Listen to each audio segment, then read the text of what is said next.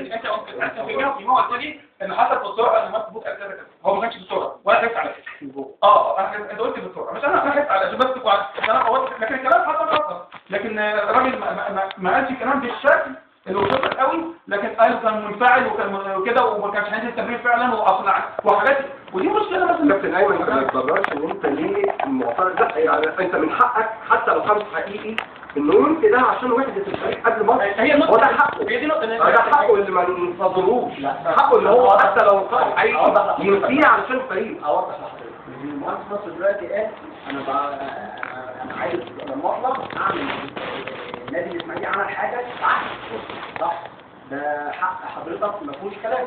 كابتن ايمن الجمل بيغلب المصلحه العامه للنادي الاسماعيلي على اي حاجه، ده ما يمنعش ان الكابتن ايمن الجمل نفسه ان النادي الاسماعيلي ياخد بطوله معاه اكتر من حد تاني. تاريخه برضه، تاريخ تاريخك. لا، انا عشان انا بحب الناس اقسم بالله.